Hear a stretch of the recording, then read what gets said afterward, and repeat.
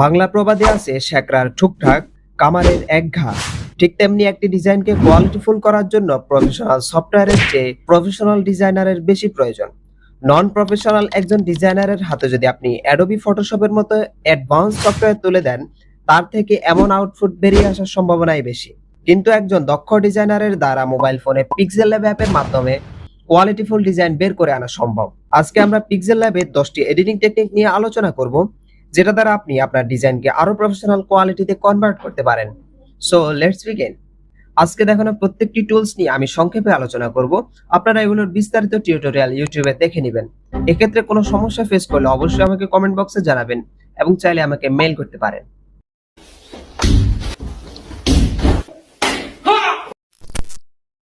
প্রথমে আমরা বেজর টুলের সাথে পরিচিত হয়ে নিই। এখানে প্রথম অপশনটা দিয়ে আপনি চাইলে বেজর টুলে নতুন নতুন পয়েন্টার অ্যাড করতে পারবেন এবং এটাকে আপনি চাইলে ডান পাশের অপশনটাতে ক্লিক করে এটাকে স্থানান্তর করতে পারবেন। তাছাড়া আপনি যদি কোনো পয়েন্টার রিমুভ করতে চান তাহলে সিম্পলি এই অপশনটাতে ক্লিক করবেন। দেন আপনি যদি প্রথম এবং শেষ পয়েন্টারটাকে অ্যাড করতে চান তাহলে এই অপশনটিতে ক্লিক করবেন। তাছাড়া আপনি চাইলে এটাকে রোটেট এবং বড় ছোট করতে পারবেন। তো আমরা একটু প্র্যাকটিক্যালি দেখি। প্রথমে আমরা একটি ব্ল্যাঙ্ক পেজ নিয়ে নিব। আমাদের অলরেডি দুটো পয়েন্টার অ্যাড হয়ে গেছে, আমরা এখান থেকে একটাকে রিমুভ করে দিব। রিমুভ করে আমরা এটাকে স্থানান্তর করে একদম নিচে নিয়ে যাব। দেন আমরা স্ক্রিনের উপর ট্যাপ করতে থাকবো। এটাকে আপনারা অবশ্যই সময় নিয়ে করবেন, আমি ভিডিও যেন শর্ট হয় সেজন্য দ্রুত দেখিয়ে দিচ্ছি। ওকে, আপনি চাইলে পয়েন্টারগুলোকে আলাদাভাবে কাস্টমাইজ করতে পারবেন। দেন আমরা প্রথম এবং শেষ পয়েন্টারটাকে অ্যাড করার জন্য এই অপশনটাতে ক্লিক করব। দেন আমরা এটার অপাসিটিটাকে একটু বাড়িয়ে দিব। আপনি চাইলে এখানে ফিল কালারটাকেও চাইলে চেঞ্জ করতে পারবেন। এখানে আমরা ফিল কালারটাকে চেঞ্জ করে দিলাম। দেন স্ট্রোকটাকে একটু বাড়িয়ে দিলাম। তাছাড়া এখানে অনেকগুলো কাস্টমাইজের অপশন আছে, আপনারা এক এক করে দেখে নেবেন। এছাড়াও আপনি যদি চান এটাকে আলাদাভাবে ম্যানুয়ালি এটার কালারটাকে চেঞ্জ করতে পারবেন। জাস্ট যে ড্রটা সেটা সিলেক্ট করবেন, দেন কালারে চলে যাবেন এবং কালারটাকে এনেবল করে দিবেন। ওকে, শ্যাডো ইফেক্টটা দিয়ে আপনি যে কোনো ধরনের টেক্সট এবং ইমোজিকে 3D একটা লুক দিতে পারবেন। সিম্পলি আমরা লিখে নিব পান্ডা। ওকে, এখানে আমরা একটু ডানে গেলে আমরা দেখব শ্যাডোতে গিয়ে আমরা শ্যাডোটাকে সিম্পলি এনেবল করে দিব, দেন ব্লার রেডিয়াসটাকে একটু কমিয়ে দিব। এখানে আমরা এক্সটাকে একটু কমিয়ে দিব, দেন ওয়াইটাকে একটু বাড়িয়ে দিব। দেন আমরা যদি একটু জুম করি তাহলে নিশ্চয়ই দেখতে পাচ্ছেন যে এখানে একটি 3D লুক দেখা যাচ্ছে। দেন আমরা চাইলে যে কোনো ধরনের ইমোজিকেও এভাবে 3D তে কনভার্ট করতে পারি। প্রথমে আমরা সিম্পলি একটা ইমোজিকে অ্যাড করে নিব। ওকে, অ্যাড করে নেওয়ার পর আমরা ঠিক এটাকে মাঝখানে বসিয়ে দিব। দেন আমরা এখান থেকে চলে যাব শ্যাডোতে গিয়ে আমরা শ্যাডোটাকে এনেবল করে দিব, দেন ব্লার রেডিয়াসটাকে একটু কমিয়ে দিব। এখানে আমরা এক্সটাকে একটু কমিয়ে দেব এবং ওয়াইটাকে একটু বাড়িয়ে দিব। ওকে, নাও আপনি চাইলে এটার কালারটাকে চেঞ্জ করতে পারবেন, যে শ্যাডোটা সেটার কালারটা চেঞ্জ করতে পারবেন এবং সেটার কালারটাকে আমরা ব্ল্যাক করে দিলাম। নিশ্চয়ই আপনারা দেখতে পাচ্ছেন যে 3D একটা লুক তৈরি হয়ে গেছে। টেক্সচার, এটা দিয়ে আপনারা প্রফেশনাল অনেক টাইপোগ্রাফি করতে পারবেন। প্রথমে আমরা একটা টেক্সট নিয়ে নিব, দেন সেটার ফন্টটাকে আমরা চেঞ্জ করে দিব। নাও আমরা চলে যাব টেক্সচারে এবং এখান থেকে একটি ইমেজ সিলেক্ট করে নেব। টেক্সচারের কাজ হচ্ছে আপনি যে কোনো ধরনের ইমেজের কালারকে লেখাতে দিয়ে দিতে পারবেন। নিশ্চয়ই দেখতে পাচ্ছেন যে লেখার ভিতরে খুব সুন্দর একটি টেক্সচার চলে এসেছে। অ্যাম্বোস ইফেক্টের কাজ আমরা অনেকেই জানি, তবে প্রপারলি করতে পারি না। প্রথমে আমরা একটি টেক্সট নিয়ে নিব, দেন সেই টেক্সট অনুযায়ী আমরা একটা ফন্ট সিলেক্ট করে নিব এবং এটা সাইজটাকে বড় করে দিব। ওকে, এবার আমরা চলে যাব এখান থেকে অ্যাম্বোস ইফেক্টে আসার পর এখান থেকে আপনি চাইলে লাইটের অ্যাঙ্গেলটাকে চেঞ্জ করতে পারবেন। এখানে অ্যাডভান্স অনেকগুলো অপশন দেওয়া আছে, এগুলো আপনারা অবশ্যই এক্সপেরিমেন্ট করে নেবেন। এখানে আমাদের মেইন কাজ হচ্ছে বাবলটাকে আমরা একদম 100 করে দিব। দেন আমরা যদি এখানে একটু জুম করি তাহলে নিশ্চয়ই দেখতে পাচ্ছেন যে এখানে বাবলি এমবোস একটি টেক্সট অ্যাড হয়ে গেছে। দেন কার্ভ, প্রথমে আমরা একটি লেখা নিয়ে নিলাম। এখানে কার্ভ অপশনটা রেডিমেড ভাবে দেয়া আছে, জাস্ট আমরা একটু কম বেশ করলে দেখতে পাবো। রিফ্লেকশন ইফেক্ট আমরা খুব বেশি ইউজ করি না, তবে খুব ইউজফুল। এখানে আমি সিম্পলি লিখলাম 2D। ওকে, 2D লেখার পর আমরা এটার ফন্টটাকে চেঞ্জ করে দিব।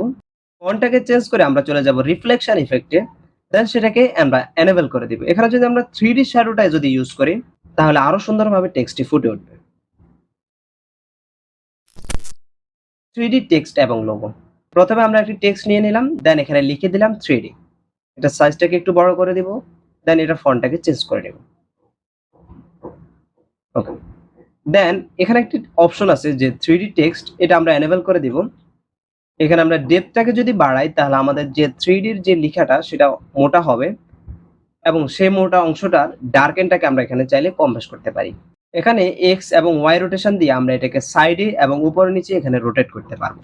ওকে, দেন আমরা এটাকে টেনে একটু বড় করে দেব যতক্ষণ পর্যন্ত না এটা অ্যাডজাস্ট হয়। এটা আমরা চাইলে আরো বড় করতে পারি।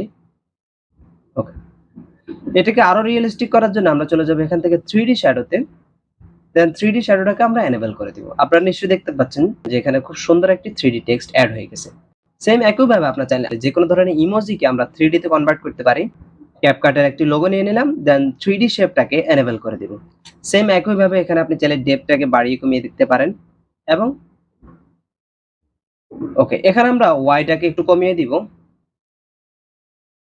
দেন এখানে উপরে গিয়ে আমরা ডেপথটাকে একটু বাড়িয়ে দিব। নিশ্চয়ই দেখতে পাচ্ছেন যে ডেপথের কাজটা কি। দেন ডার্কটাকে একটু বাড়িয়ে দিব। আপনারা নিশ্চয়ই দেখতে পাচ্ছেন যে আমাদের 3D লোগোটা তৈরি হয়ে গেছে। পিএলপি ফাইল অনেকে নাম শুনেছেন কিন্তু কখনো তৈরি করেন নাই। প্রথমে আমরা চলে যাব সেভ অপশনে, দেন সেভ অ্যাজ প্রজেক্ট এখানে ক্লিক করব। দেন এটাকে একটি নাম দিয়ে আমরা সেভ করে নিব। ওকে, সেভ করে নেওয়ার পর আমরা এখান থেকে চলে যাব ফাইল ম্যানেজারে। ফাইল ম্যানেজারে যাওয়ার পর আমরা সিম্পলি চলে যাব পিক্সেল ল্যাবে। দেন মাত্র যে ফাইলটা আমরা সেভ করলাম সেটা এখানে অলরেডি অ্যাড হয়ে গেছে। এই ফাইলটিকে আমি চাইলে এখন অন্য কোনো ডিভাইসে নিয়েও কাজ করতে পারবো। মাস্ক ইফেক্ট দিয়ে অনেক ধরনের কাজ করা যায়। এখানে আমি জাস্ট এটার উদাহরণ দিয়ে দিচ্ছি। প্রথমে আমরা একটি শেপ নিয়ে নিলাম, দেন আমরা এখানে একটি পিকচার অ্যাড করব। ওকে, পিকচারটাকে আমরা এখন আমাদের শেপ অনুযায়ী পিকচারটাকে কেটে নিব। সেজন্য আমরা মাস্ক টুলটাকে ইউজ করব। এখানে মাস্ক টুলের অধীনে আরো অনেকগুলো টুলস আছে, আপনারা এক এক করে সবগুলো দেখে নেবেন। ওকে, আমি মাস্কের যে মাঝখানে যে পয়েন্টারটা সেটাকে একদম নিচে নিয়ে গেলাম। দেন রাইট এবং লেফট সাইডে দুটো পয়েন্টার আমরা অ্যাড করব। জাস্ট ক্লিক করলেই পয়েন্টার অ্যাড হয়ে যাবে। ওকে, লেফট সাইডে আমরা একটি পয়েন্টার অ্যাড করব এবং এটাকে টেনে একদম শেপের সাথে লাগিয়ে দিব। তাহলে নিশ্চয়ই দেখতে পাচ্ছেন সাইডের যে ছবির অংশটা সেটা অলরেডি এখান থেকে কাট হয়ে গেছে। মাস্ক দিয়ে আপনারা অনেক ধরনের কাজ করতে পারেন। ইরেজ কালার দিয়ে অনেক ধরনের কাজ করা যায়। আমি জাস্ট ইরেজ কালারের কাজটা দেখিয়ে দিচ্ছি। প্রথমে আমি একটা শেপ নিয়ে নিলাম, দেন সেম শেপটাকে আমরা কপি করে নিলাম এবং এটার কালারটাকে আমরা চেঞ্জ করে নিলাম। নাও আমরা চলে যাব লেয়ারে, দেন দুটো শেপকে আমরা মার্জ করে দেব। ওকে, দুটো শেপকে আমরা সিলেক্ট করে মার্জ করে দিলাম। এই পর্যায়ে আমরা চলে যাব ইরেজ কালারে, দেন এটাকে এনেবল করে দিব। দেন সিঙ্গেল একটি কালার আমরা সিলেক্ট করে নিব। ওকে, নিশ্চয়ই দেখতে পাচ্ছেন যে একটি কালার অলরেডি এখান থেকে রিমুভ হয়ে গেছে। আজকে দেখানো প্রত্যেকটি টুলসের আমি সংক্ষেপে আলোচনা করেছি। আপনারা এগুলো বিস্তারিত টিউটোরিয়াল অবশ্যই ইউটিউবে দেখে নেবেন। তো এই ছিল আমাদের আজকের ভিডিও। আপনি যদি ভয়েস এডিটিং শিখতে চান তাহলে লেফট সাইডের ভিডিওতে ক্লিক করুন এবং আপনি যদি ভিডিও এডিটিং এ এক্সপার্ট হতে চান তাহলে রাইট সাইডের ভিডিওতে ক্লিক করুন।